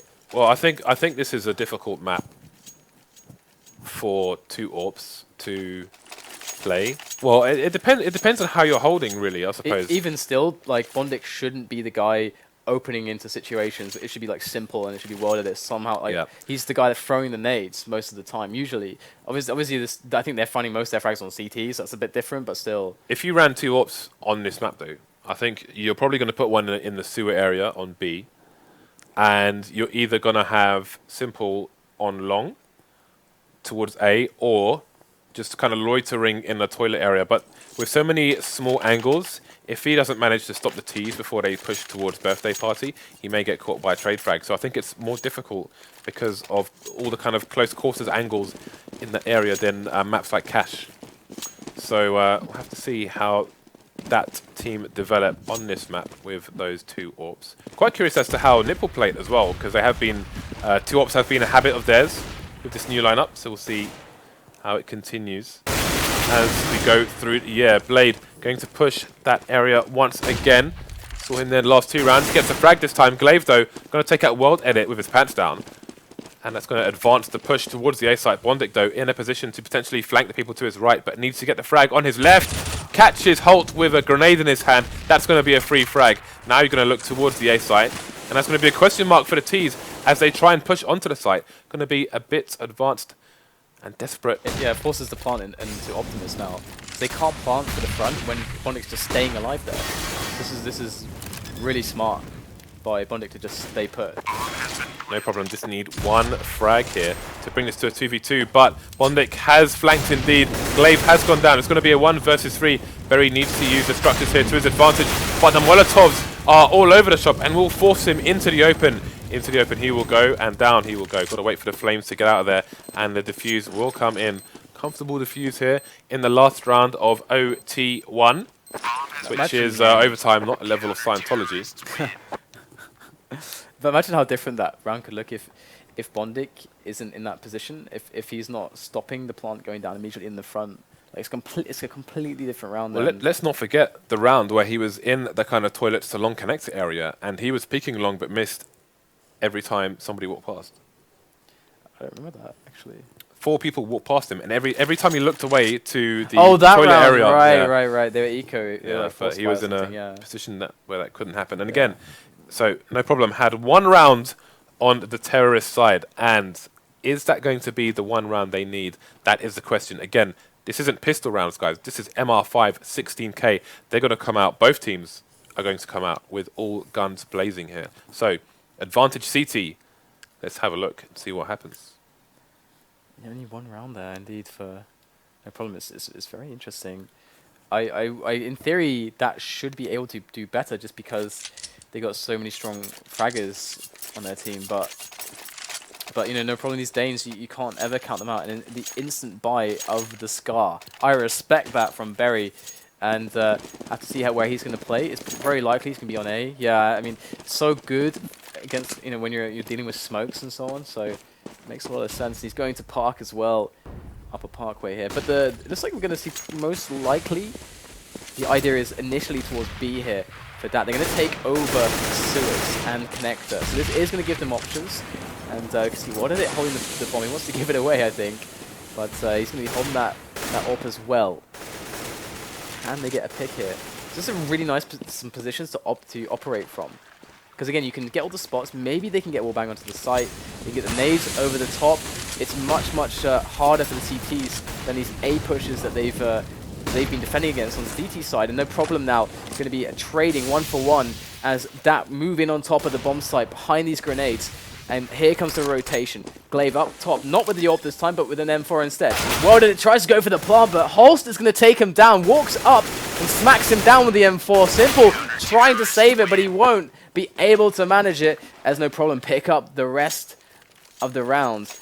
And that was looking really good until they started trying to shoot the CTs, and then it kind of fell apart. Like the CTs had played it very, very patiently. We saw a lot of flashes from both sides all over that B bomb site, but they just held passive positions, waited for a plant attempt, took out the planter, and then the rest fell soon after. Yeah. And I'm not sure if Berry fired a shot in that match, so I'm not sure. So in that round, so I don't know if they are aware that he is holding an auto sniper. Now, the thing is, it's going to be Berry versus WorldEdit. It seems WorldEdit with the flash. But Berry has rotated his position already. Again, just gone for a peek for a certain amount of time in the long area, then going to retreat back and play with his teammates. Now, there's a lot of things Berry can do. He can be boosted behind that bank van. He can be boosted behind Optimus as well. So lots of different angles he can hold, including this one from the bank area itself. And the bomb still miles away down here. bondik being sent to retrieve it. So he's the support player, he's the grunt, he does all the legwork. I'm telling you, man, he shouldn't be top fragging. Should get him a segue for his birthday. But one important note about the previous one as well, the previous round, is that a lot of players have mentioned that you've got to be very careful on B, not to try to plant too soon, because of how exposed it is, but you want to try to get the frags first, because the CTs will jump in on top of you, so maybe they were a bit too quick on the plant. Hindsight's 2020, of course, and that. We're going to have the push coming in now. Can dAT bring it back to the B push? Can they make this one successful? Looks like most of the CTs are rotating from the A side, which is going to give them a few extra seconds. We've got the retake coming in here. muffeb doing fantastic work, taking down 2 people, giving the CTs a one-man advantage. And look at, he's facing at least 4 rifles at the same time, only gets 1 frag. 3 versus 2 now. We've got someone toying with the smoke. Simple goes down. Last man standing, going to be WorldEdit. He goes down as well. And I'm telling you, that 1 round on the T side may bring this to a 3rd map. Seriously, like that, they were swarming them like insects. Just, I think every single fight was at least 3 players facing 1 guy, 1 T. That's scary. Time. That is really scary. What do you do? Not even the best player in the world can find instant like 3 kills with the same bullet or something. Either way, the auto sniper, I still don't know if this has even been seen or heard by the Ts. I have not heard the blat. I mean, if they do go for the A plays, it's a great weapon, and you're gonna see. Oh boy, he got sent packing. He worked there. Blade gonna pick that AWP up. He's been quite good with it in the moments when he has been playing with it, which isn't so common. There's the need to flush out netrick, but he still gets the kill. The thing is, he was quite exposed as he threw that. Normally you have a person in the other sewer area towards the kind of connector, throw that over the wall into the barrel area, but nobody was situated there, so Simple just, but that's what we said, his style is to kind of play more individual than the way WorldEdit plays. And again, you've got the first smoke, which will be joined by the D-smoke, should they require it. 2 players now left alive for dAT. That's all they can pin their hopes to, but now it's just Markelov. He does have the bomb and he's moving towards B, so if he is able to pull off some stunning shots, he might be able to get the bomb down, but Holst will get the better of him. And we're going to move into the next round, and it's looking like No Problem could actually win this now. 2 more rounds is all NP needs here to bring home the W in Game 2 and bring this to a late night Game 3. And the money is really bad for that now. They have issues on the money. A couple players with almost nothing. I mean, they can still buy, force it up, but yeah, it's not looking so good with money. Actually, thinking about it, they got the round loss bonus, so I'm going to shut up right now. They should be fine. But either way, we have the sewers area taken over by them again. Ahead. We're going to see some more banging coming in. But no connections yet. netrick going to eat a bit of a nade there on the toes. Send him down 75 HP. bondik just looking around for someone to join him on the swings. Nobody will be there. And that's the boost behind Optimus I was talking about, which gives them 1 long, but nobody is anywhere near long for the time being. WorldEdit getting an important frag there onto muffeb, giving that the opening frag on the 2nd last round of the 1st overtime. Okay, so this is starting to look better and better for dAT now. 45 seconds left. Here is the boost. Holst could get... Oh, yes, he will. He'll get the kill onto Simple. And that's going to even things up. That's so important here for No Problem, who absolutely want to close this one out. dAT going to lose bondik now as well. That's a 3-on-4 for them. As the nades go over the top into B. That fire is going to stop the approach there for Blade. Stagger the push. In goes Holst again, unchallenged for these frags. WorldEdit with a fantastic shot with the AWP, but he's got 3 more to get in quick succession here. There's 1. Can he find more? There's an insane second shot there from WorldEdit. There's 1 player left. He has to plant right now. And there it is. But Glaive is left now, and WorldEdit has nothing but 9 health to smoke himself out of this position. Glaive not knowing which side to look at. And WorldEdit, can he ace this? Glaive looking for the frag. He knows he's low. As WorldEdit sits in the smoke. Playing for the time, and he's going to get caught. It's a great effort there from WorldEdit, but it's going to be Glaive who manages to take him down, and he wouldn't go down without a fight. That's for sure. That was a crazy end to a lethal round. And the last bite will be doable here. WorldEdit taking the AWP again. NP, it all comes down to this round for them to bring this to a 3rd map. And I think a lot of people would have been expecting a 2-0 here. A lot of people will be bleary-eyed, waiting to see if they're going to win any skins or not. But They may have to wait another 45 minutes as NP are on game point to bring this to 1-1, one game apiece.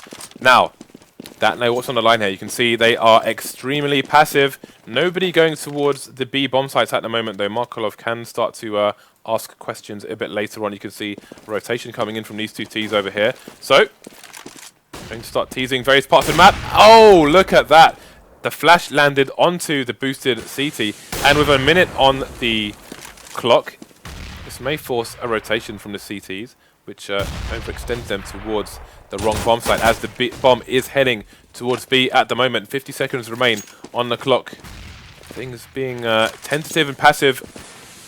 See the CTs hunting for information. They could see the door was either open or blown off there in the connected area. Simple looking for the next frag for his team. Not going to find it yet. Netrick surviving with 12 HP, but Holst is going to go down. We could be looking at overtime 2 here, Dan.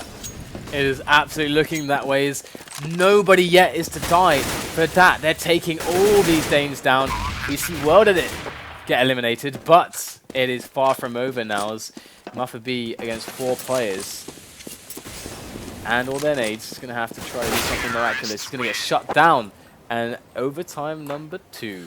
Nobody is going home tonight, Dan. Nope. So it's I don't think Bondik's happy with Berry's Scar play. So this is looking very interesting. You know, both teams struggling to get rounds on T half. It was well, I think No Problem got their T round like almost immediately, and then they couldn't get another one, and then that got it right at the end. So here we go. But again, now we have the reverse where DAT are in trouble, because if No Problem can win every single round on the CT side, then just one round, just something has to go wrong for the CTs, like it did for them in that last round, and they are there. And Berry gets caught short after an early first frag. 4 versus 4. So we silently watch a train pass. And you know, they knew that he was playing with a Scar there. They knew that. I mean, of course, bondik was even referring to it at the start of the match, talking to him about the Scar. So let's see if dAT can push or capitalize on top of this early kill. Obviously, they are 4 men alive as well as the CTs, but perhaps they can barrel down a site before the reinforcements gets there. We've ended up in a situation where DAT are just they're managing to engage NP in duels, and they're winning the duels. Yeah, which is what allowed them to win that previous round. So here we go. Nades over the top, and Ingo dAT. Can they have another successful B play as they did in the previous round? Lots of players near the water area. Actually, this push has been slowed down quite significantly, and these frags aren't being found just yet. bondik going to look for the kills there. Drops one on balcony, one down below at the water. There's one more to find though. He's going to get taken down by Holst. Simple there to finish off the job, and that's an early T round for DAT. That's going to feel very good, and perhaps now they feel like they've got something that works for them. It's almost like golden goal. Do you remember that World Cup where it was golden goal, the first person to score wins? It's almost like that. It's like some kind of, I don't know. We have to think of some kind of term for this, but that could be the golden round on overpass for DAT. And bondik looking to win the most jumps in the round, it seems. Oh yeah, there's a little random. I think that's what he's doing, because he's just jumping all the time, like at the beginning of rounds, for no particular reason. So maybe he's trying to get like a ridiculous number, like break 100 or something. maybe he's got one of those ticks where he just has to jump at some point during the round. Otherwise, he's going to be a bit irritated. Who the hell knows? But again, we're seeing a tentative approach here as Netrick start to get some of the T's traditional map control. That's the window that you can pop flash through. This is something we haven't seen too much of. No Problem taking Sewers area, and look at that, Holst is there on the other angle. And it's a trade though, which is not the best ever for the CTs, but they fall back onto the site in the end. But this has given bondik almost actually a free frag there. He didn't pick it up. It was close. Yeah, CT's got to be careful here because the T's again are winning the duels. The duels. And Again, if that get 2 rounds, this could be game over here. There's a 1 round man disadvantage, but Berry gonna level things by taking down Simple. 24 seconds left on the clock, and the bomb is a while away from the A bomb site here. Netrick's gonna have to rotate. I think he's got the inkling that it's gonna be A. Gonna go for the full rotation now. muffeb almost gets the frag there. Blade and WorldEdit quite low on health. dAT going to do a bit of extra damage here. 1-man advantage now for the CTs as the bomb gets planted on Optimus. Blade is the last man for dAT. How much damage can he do? Can he even win this round? He has a lot of... Never mind. Yeah, I mean, the weird thing there is that dAT were working quite well onto Suez and onto the B site. But then they put themselves in a situation where the rest of the players were like messing around on A side, so they couldn't like really combine into a strong finish somewhere. Yeah. And that was kind of the problem. They started efforts here, efforts over here, and they didn't join up to finish somewhere. And that was really the problem there, because you know, you can have rounds like that, but they're called fakes, you know, like they have like more of a purpose. And in that sense, it just feels like they're a little bit all over the place sometimes. And we typically have seen WorldEdit moving in towards A to actually pressure A, maybe try and find a pick there, maybe to like slow the rotation so that the B play can be more effective. But I don't know, they haven't found that much that seems to work. Some of these B pushes are going okay for them when they take Suez and they push into B. Very simple, very standard overpass kind of plays to go for. But I mean, that's where we see their success, at least. I don't know. It's a weird one, James. This is like maybe one of the worst maps we could have these two teams on, because it's one of the harder ones to prepare for, and they're both kind of newer teams. So in that sense, they're both working it out on the fly, basically. Yeah. That's the problem for the teams, I think. Indeed. So 21-21, a little bit of DDoS, just waiting for WorldEdit to get back into the game. Break time? Yeah, let's do it. Let's go for a break. We'll be back after this issue's resolved, guys. Stay tuned.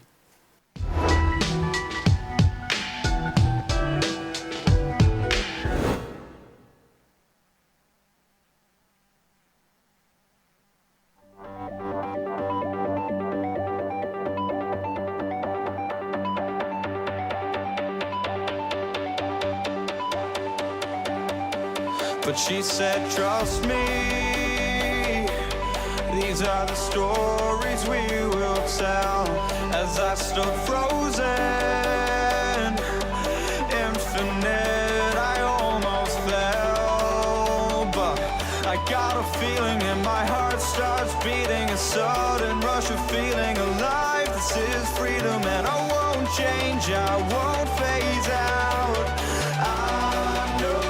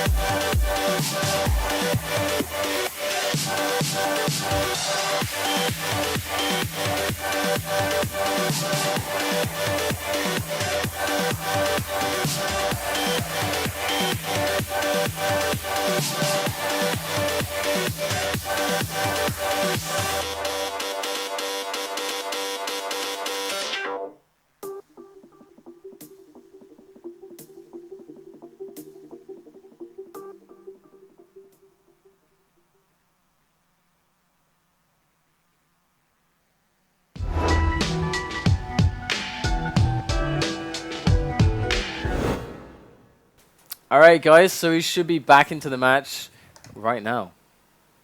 Let's go. Let's jump into. Are we jumping into the match? I don't know. We should be. Are they going? I think they unpaused. So let's jump into the match. There we go. So Auto sniper. Yes, auto sniper on Berry. Been called out by bondik because of that. But this time he's not going up a park. He's going straight for the fast angle from Partey with that auto sniper. I'm never going to say Partey again like that. So Blade, simple, pushing up short pretty quickly here. Usually it's Molotov'd off, but this time actually they're getting a deeper angle. And bondik going to catch Berry off. He was pushing very aggressively, very quickly there, and it wasn't working out very well for him. Now as dAT are going to try to make use of this advantage. Markelov gets caught from the flank though, and that's going to spell massive issues here for what looked like a good push that was building for them, and now it's been diffused. bondik though, going to be able to take a frag towards A. It's literally going to spell massive issues with a pencil and some paper and an eraser in case of a typo. I don't make typos. Dan doesn't make typos.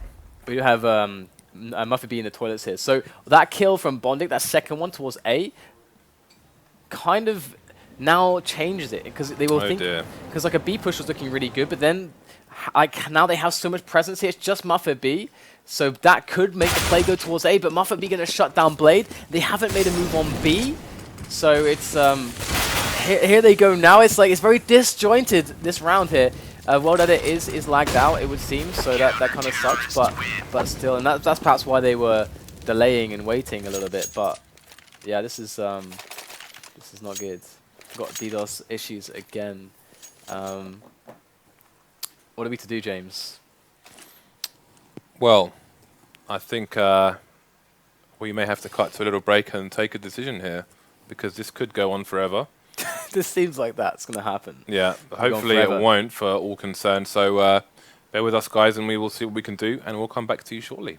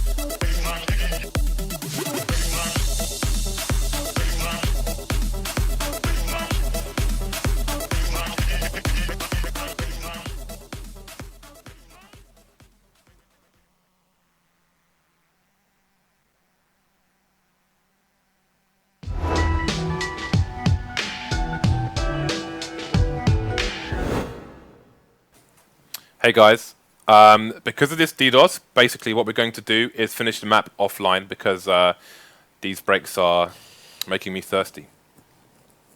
So, I mean, there's not much else to be said, really. We're going to finish this offline, so obviously the result will be posted as soon as it's finished onto all the relevant sites, including CSGO Land. So hold tight, guys, and we will notify you of the result as soon as it happens. But, I mean, well, I think that's pretty much it, isn't it? I guess so. We finished a bit early.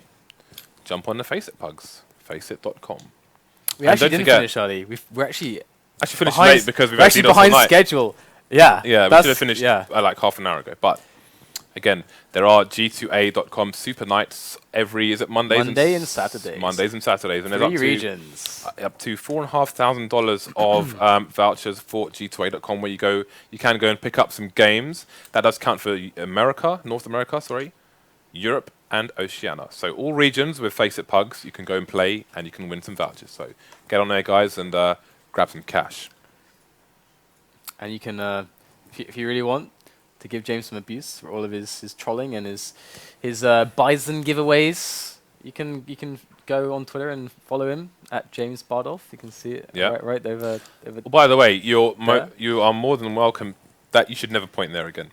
You are more than welcome to add me on FACEIT as well on the FACEIT platform. Just search JZFB, and if I'm ever online, you're welcome to invite me to your lobby. And if I'm available to play, I will absolutely play with any of you guys from Europe. Though I don't want to lag out people in other regions. So I haven't played CS in ages because I haven't been at my PC for like 2 weeks. So we keep Dan in a cage. Yeah, I've been like away from my PC. To keep him away from the ladies. So I don't know when I'm next going to get to play CS. I'm going to be away for a while, so maybe, and I need to like move and stuff, so maybe I can play CS in like we could play 2 Scrabble. weeks or something. No, dude, I played Scrabble recently because you know what? Scrabble's like, hey, you know what? I know words and stuff, but no, don't play Scrabble. The guy that won Scrabble when I played, my friend Jamie, he won. He put down like ZA, which is because you have all these stupid like double like two-letter words. I know all those words. Yeah, and apparently ZA is short for pizza. Okay, so no one knows this because no one goes, I would like to order a Tsar, because that's like, so, no. And it was like across like a double word score, and then he like crosses something else. He got 44 points for 2 letters. It was boom. It was bollocks. And so he then won, and that happened at the start of the game. So then everyone knew that he had won. It was terrible. Don't play Scrabble. Wow, he did that at the start of the game, and he decided that he won. No, we didn't decide that he won. We played the rest of the game knowing that he had enough. Like he had such a huge score. I would destroy you guys at Scrabble. I almost you guys sound like silvers at Scrabble. Can't we just play Boggle instead? I would rank myself as like legendary eagle. Boggle is like the retakes. If Scrabble is like the CS. Boggle is the poor man's Scrabble. It's when it comes to Scrabble, I'm just in a bath of money. What about Rummy Cubs? I don't know what to say. What? Rummy Cubs. Rummy Cubs. Rummy Cubs. You don't know that game? Okay. No, is that some kind of village game? Village game. What is that supposed to mean? Well, let's see, Dan. I asked you what you had for lunch when you were in school, and you're like, oh, well, we used to make bread at home. Meanwhile, I'm eating hot dogs in the filthy streets of London. Man, have you ever baked bread, man? That's awesome. I'm not sure Waking if I up have. to that, the smell of fresh bread is it's amazing. That's pretty good. I recommend that. It's definitely worth it. But perhaps we should cut this conversation short. I think we should thank these individuals for putting up with us and for watching the show. Follow the channel, and you can be notified when we go live tomorrow night, following night, probably again like this for the rest of the year. We will be back tomorrow with the finals of our qualifiers for the 2015 FACEIT League. We will be back the day after with Star Ladder. I love me some Star Ladder. Yeah, we're going to have a lot of that. We're going to have some different casters because we're deporting Dan for a week. I'm gone. We're deporting him. We're sending him away in a box, not coffin. Every time I say box, I just have to feel like I have to say it's not because normally when you put someone in a box, right, you're murdering them. But we're not murdering Dan or having any involvement with coffins. Let's just kill the stream. It's getting worse. I'm digging a hole for myself, which isn't for a coffin. All right, guys. Good night.